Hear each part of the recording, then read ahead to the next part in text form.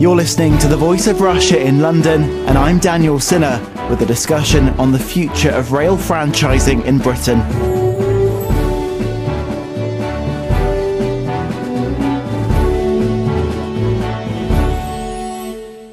The way we manage our railways in Britain is fatally flawed. That's according to one of the architects of the privatisation system.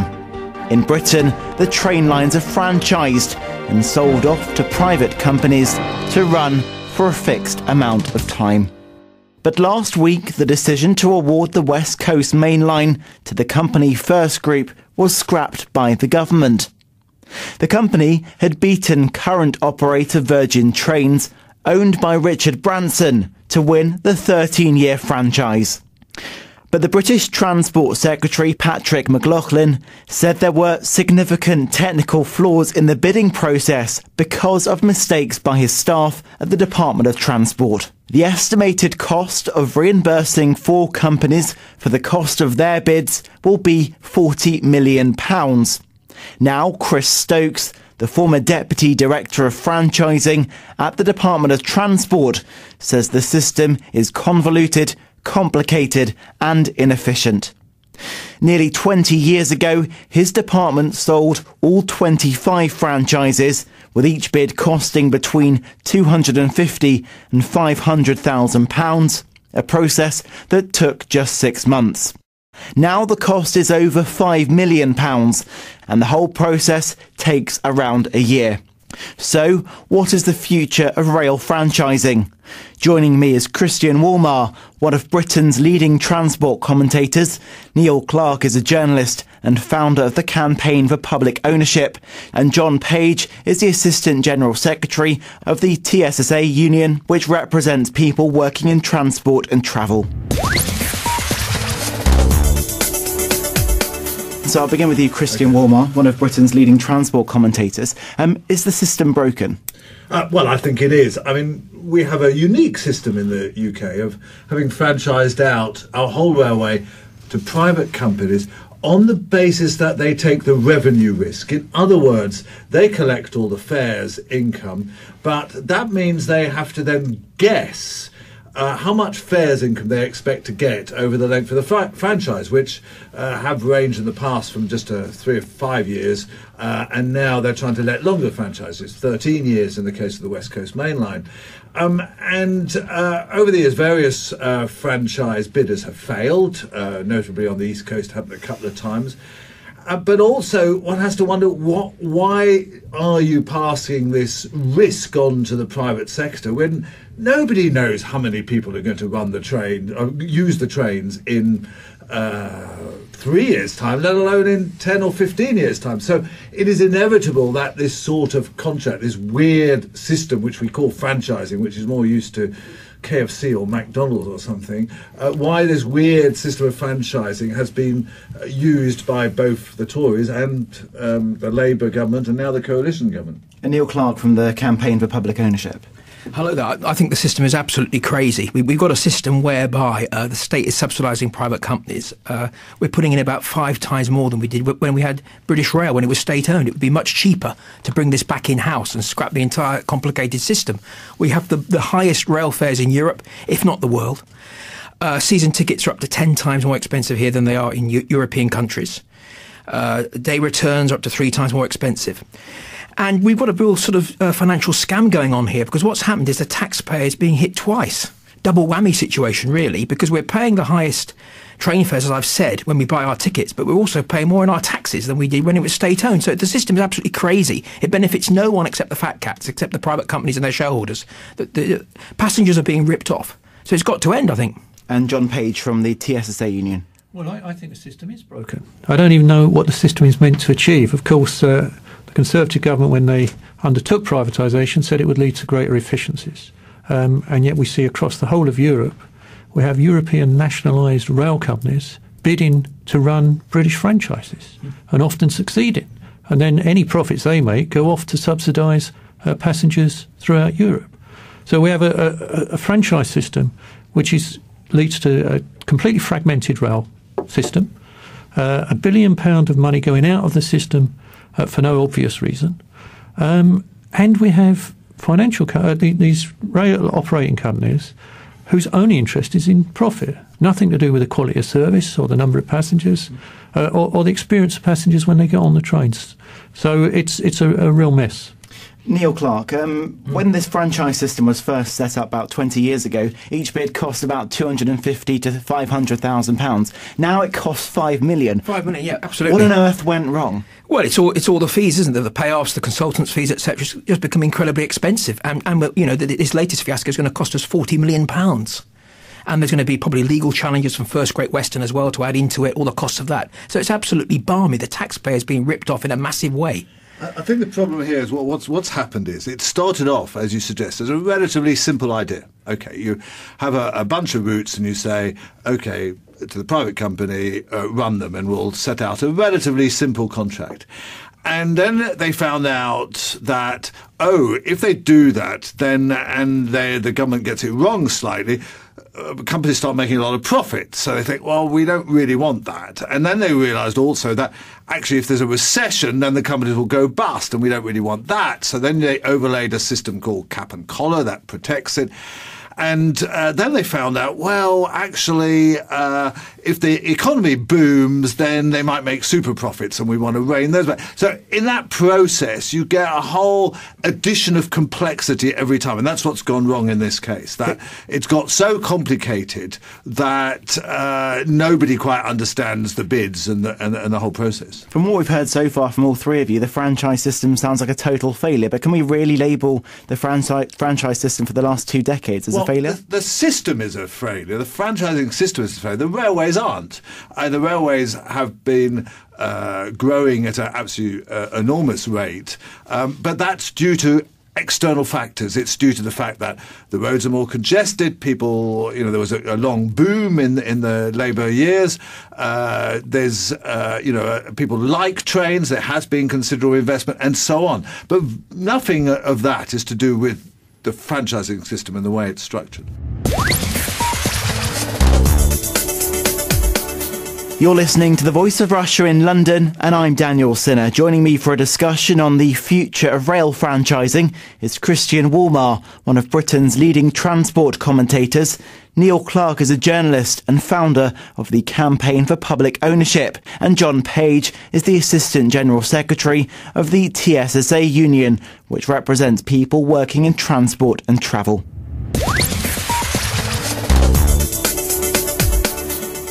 John Page, would you agree with that? What we've got is a situation where what is the purpose of the franchising system? What is it aiming to achieve? And it's not clear to me. But what we have seen, and this is not the only example where there's been collapse. I remember what's now London Overground, which was run by Silverlink, and their strategy was to take as many staff out of the system as possible. And what we had was a system where most people were afraid to go down and use that rail service in the evenings because they were unmanned, unstaffed.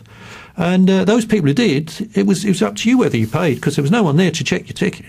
Now, when that came back into the TfL family, there was massive investment in staff, in rolling stock, and in making the stations a place where people felt safe. As a consequence of that, there was no cost, because the revenue increase that came back in more than paid for those improvements. And I think that's the problem with the franchising. It's about squeezing maximum profit rather than delivering a service that passengers need. Neil Clark from the Campaign for Public Ownership. The government seem to think that the railways need to be privatised even more. Yeah, they're talking about extending the contracts. It's totally crazy, isn't it? They want longer contracts. It's beyond belief, really. I mean, I don't think we can get the franchise system to work better. It's fundamentally flawed. And as John said, the basic problem is privatisation. The fact is that private companies are always going to be interested in one thing: profit maximisation.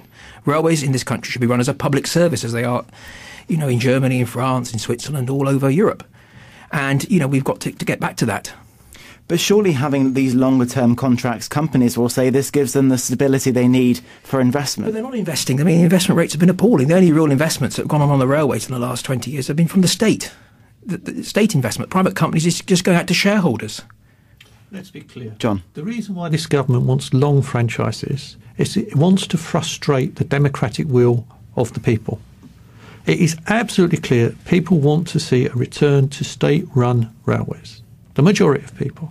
Now, the Labour government has had policy the Labour Party has had policy since 2004 that it will bring the railways back into public ownership. It just didn't do anything during the last government. But increasingly, I think we will see a renationalisation of the railway in the manifesto when we come to 2050. Now, what the Conservative, the coalition is trying to do is to frustrate the democratic will of the next two parliaments by saying, well, we'll let the contracts out now and nobody will be able to touch them. Christian, do you agree with that? Well, I certainly think that it is very strange that all three political parties seem to be stuck on this neoliberal agenda that, you have to have everything out in the private sector and that public sector is bad and, we can't change that. And, we're now at a key moment in railway history. It's taken 15 years of the franchise system to get to this point. But we're at a key moment because not only is this West Coast franchise up, the East Coast franchise is going to be up next year. Nearly all the whole network is up for renewal between now and the time of the next general election. And we're a very interesting moment because I do think they're going to have to look at this system and think, well, what is it for? And they're a bit stuck because you can't really imagine a Tory government seeking to renationalise the railways, and yet if they don't go on with franchising, they would have to do something like that. But John Page was right when he said that most people want the railways to be nationalised. A Guardian poll recently asked whether railways should be nationalised, and it's showing about 93% support. Yes. Do you think that's the only solution to our woes? Yes, it depends what you mean by nationalisation, though, because actually it is a very strange phenomenon in the world. A lot of it is actually renationalised. The Network Rail, which for your listeners, that runs the track and infrastructure and is separate from the train operators. Network Rail is effectively already a publicly owned company. It doesn't make profits, or if it makes profits, it puts them back in the rail industry. It doesn't have shareholders. So that's effectively renationalised. So the one bit that remains to be renationalised are the train operators. And we've already got one train operator, East Coast, which is temporarily in the public sector because the previous incumbent went bust. So what the idea would be, I think the most sensible idea would be just to say about the rest of the franchises, just let them run out when the private contracts run out, and either run them with a not-for-profit company or simply expand the remit of this directly operated railways, which is a government agency. You could do either of those. So, and I think the public is enormous in favour. I was struck on Question Time, the radio programme that was, with a relatively pro-Tory audience, because they'd said that before, when somebody suggested renationalising the railways, a union man, Mark Sorotka, there was an absolutely loud, spontaneous cheer even before he finished speaking. Absolutely. Neil Clark. Well, we've had three recent polls, haven't we? And they've shown 93%, 71% and 70% in favour. And it tells you something about the state of democracy in Britain today when we don't have any of our three leading parties actually supporting that policy. And I think that tells us two things. It shows us how out of touch the elite really are on this issue, how out of touch they are with public opinion.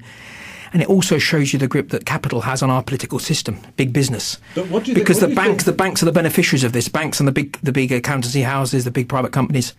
Sorry, Christian. But what do you think? You see, I've been struck by this for a long time because I've been writing about the railways for more than 20 years, and I still don't quite understand why they've stuck with this system. And they're in a time warp, aren't they? They're in a 1979 time warp, which, as you said earlier, public sector bad, private sector good. They're still in this sort of Thatcherite thinking mindset.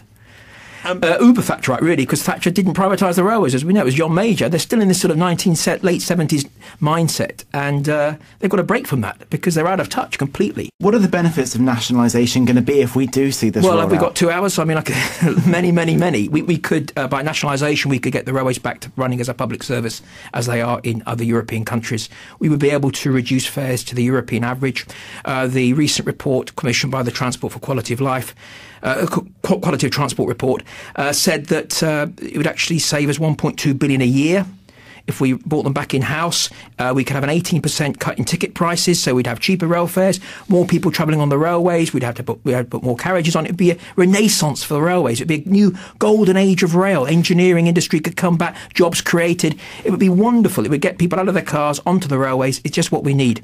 So amazing. John Page, we just heard some great figures there. What do TSSA members want to hear? I think TSSA members, like the vast majority of the travelling public, want to see a national integrated rail system under public control. I mean, just some of those figures. I mean, Christian mentioned the Network Rail is effectively under public control, but it's not on the public books. And as a consequence of that, the excess they have to pay in interest fares on their debt is £156 million, just because no government is prepared to admit it is effectively within the public sector. That's the sort of money that is being thrown away at a time when this government, and indeed the previous government, was set to make substantial cuts to public services.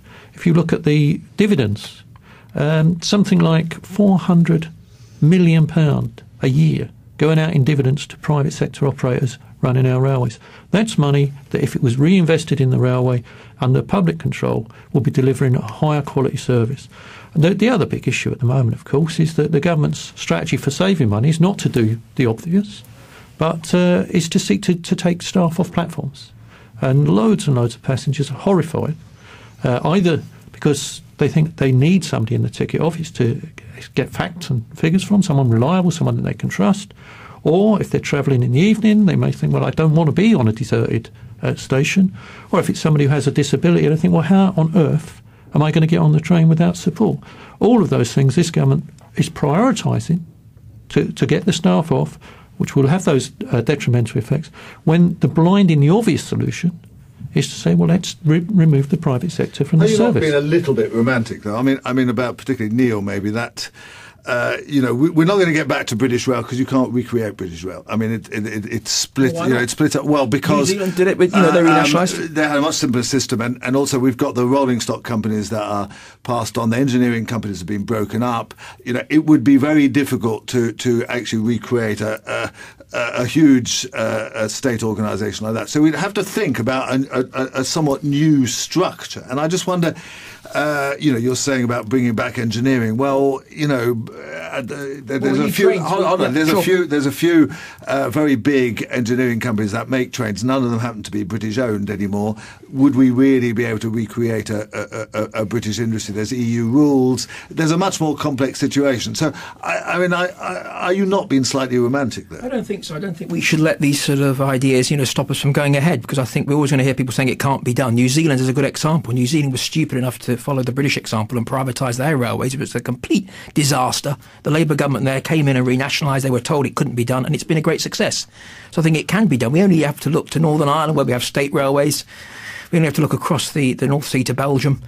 It's not a major, it's not rocket science, really. We're talking about doing something which most countries in the world have. We're not talking about something more complex than New Zealand. How would that work in practice? Is it more complex than the French system? France is a big country, the Spanish system. Other European countries can do it, so why can't we? We did it perfectly well. British Rail ran perfectly well from the late 40s to 1995-6, so it can be done again. So you saying privatisation is the reason why in Britain we have overcrowded, expensive trains, whereas we look over to Germany, they have very efficient and affordable trains. Just look at the stats. Look at Northern Ireland. Train fares are cheaper there, and that's in the UK. Belgium, some fares are 20 times cheaper than in the UK, and our operating costs are up to 40% higher than in the rest of Europe. Why are our railways so expensive? It's because of the leakages, the money going out to shareholders, the fat cats, to Richard Branson, etc. That's why our railways are so expensive.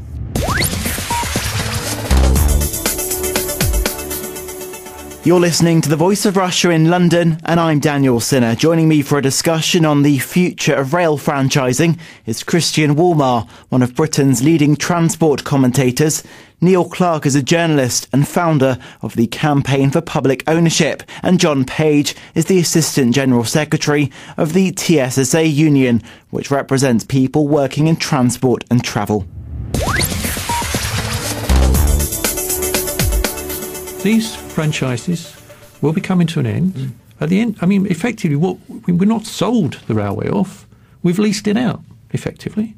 When that lease period comes in, the end of the franchise, we say, thank you very much. We'll have back what's ours, and we'll run it. And gradually, as each of those franchises come to an end, you gradually recreate a national rail infrastructure. But I'll just pick up on this point of cost, though. I mean, it is absolutely staggering, the difference between rail fares in the UK and rail fares across Europe. So the average fare in the UK for a day return, 26 pence per kilometre. That's the average. You look across somewhere in France, it's 8 pence a kilometre. That's the world of difference that our system is costing commuters. And of course, it's not just costing commuters, it's also costing industry, because if you don't have an efficient rail system that means that people can afford to get around the country and do business, then you're actually undermining the economic recovery. The government seem to think that private companies can run the system better and that nationalised systems will be inefficient and cost a lot of money. What would you say to that? I'd say look to Europe, where the vast majority of railways are run as nationalised industries. I think if you look, France, Spain, Netherlands, Belgium, almost 100% of rail operation is in the public sector. Switzerland too as well. Germany is probably about 90%, and so on. And they have lower subsidies, they have lower fares.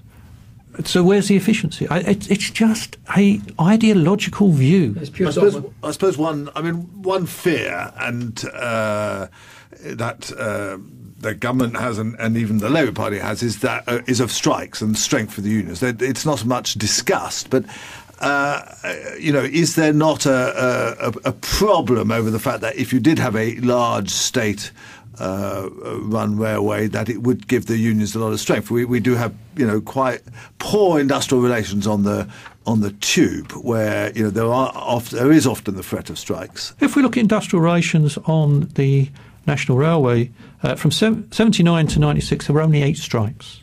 Right? 17 years, 8 strikes. Now, unfortunately, we have a situation now where there must be hundreds of individual pay negotiations taking place each year for different managers and frontline staff, for the track staff and so on, across dozens of train operating companies. And then you've got the Network Rail. That creates more opportunities for points of friction and dispute, which do happen. So I don't think there's any evidence that a unified railway under public control would be any more susceptible to industrial action. In fact, if you look at what's happened with the train drivers, what you had was a whole system of pay inflation. I'm not saying that they didn't deserve it, but actually one company would put up wages to attract drivers because none of them would train enough drivers. Yes, the best thing that ever happened to drivers was privatisation. Yes. Let's bring in Neil Clark from the Campaign for Public Ownership. I agree with John. I think that's just a bogeyman argument. The argument that if we renationalise, then Bob Crow's going to be up there saying everybody out every 5 minutes is just ludicrous. I mean, it's not a good reason not to do it, because we don't know it's going to happen. It won't happen. Probably won't happen. And as John said, the number of strikes, we only had 8 strikes between, 79 and 96. So it's a bogus argument, I think. Are there ways to run the railways, especially the main ones, the West Coast and East Coast main lines, the same way that we are running East Coast at the moment since National Express got shut off? Absolutely. I saw Richard Branson was quoting the paper saying that the doomsday scenario would be if the state wants the keys back and look at the East Coast line. Well, let's look at the East Coast line. It's improved. Customer satisfaction has improved. There's more carriages, more seats. So that absolutely, I agree 100%. Could we roll that across all 25 current franchises? We can do. I mean, we've got 2 options. We could renationalise tomorrow if we wanted to. That would cost a lot of money. Or we can simply do, as Christian and John were saying, we can wait till the franchises expire and bring them back in one by one. That would be the cheapest way of doing it. But there are some franchises losing money at the moment. How can the state take them on? Well, I think the state should simply, it's got to be done case by case. I think there's 10 up, isn't there, in the next 2 years, and 15 before the next election is due. So they're easy just to say, look, revert to the state. Other ones we can take on a case by case. We've got to do it, obviously, in the best way that gives the taxpayer value for money. How it works is that when you have the contract to run a set of lines, you either pay a premium to run them or you get subsidy. But in effect, they're all subsidised because Network Rail gets a huge, big lump sum of £3.5 billion paid directly to Network Rail to subsidise the track. So effectively, they're all loss-making. So they would all, if the accounting was done properly, they would all need some sort of subsidy. But that's not an issue. I mean, British Rail was subsidised.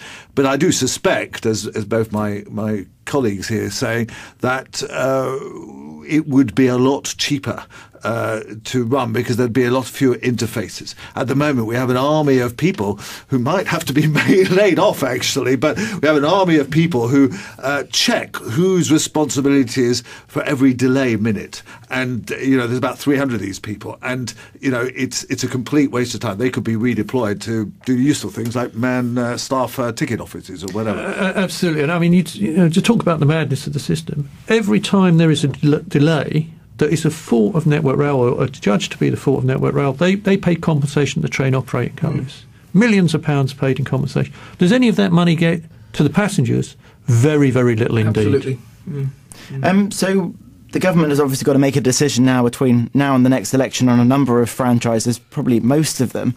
I just wanted to hear from all of you how you think this story is going to play out. We'll start with John. Well, I fear that the government will blinker itself and will try and race to get this franchise out again. I think they'll pay no attention to the facts and the problems, and I think they'll come up unstuck a second time. Because, do you think Richard Branson's going to be happy? It would be very difficult, wouldn't it, to devise a system now which is not influenced by the political circumstances that have led to the refranchising. Neil Clark. Well, I think the Labour Party is the key player in all of this. I mean, I wrote a piece in the New Statesman urging Gordon Brown to reconsider the policy on this issue. Back before the 2010 election, he didn't take my advice, obviously. And Ed Miliband's got a real key moment here for him, because he's got an issue where you've got between 70 and 93% of the public on his side. What we want from Labour is a firm commitment. And they would get Tory votes too. And that would leave the government having to look round and think, hey, what should we do about this? The problem is, as long as Labour doesn't commit, the Conservatives think, well, Labour's not going to go for it, so we don't go for it either. So what it wants is one of the big three parties to come out, and the likeliest one is Labour.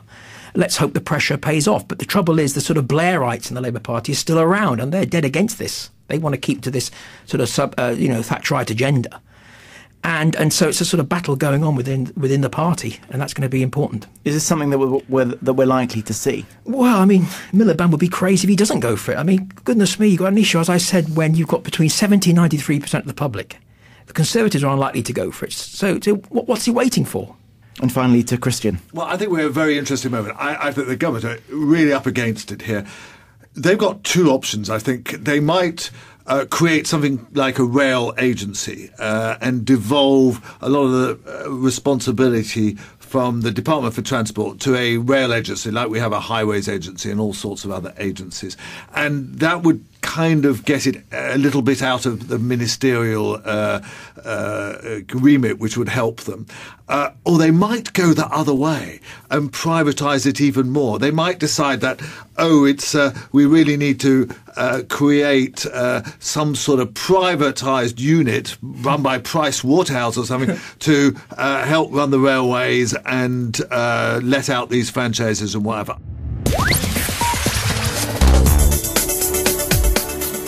Well, unfortunately, we're out of time for today's discussion on the future of rail franchising in Britain.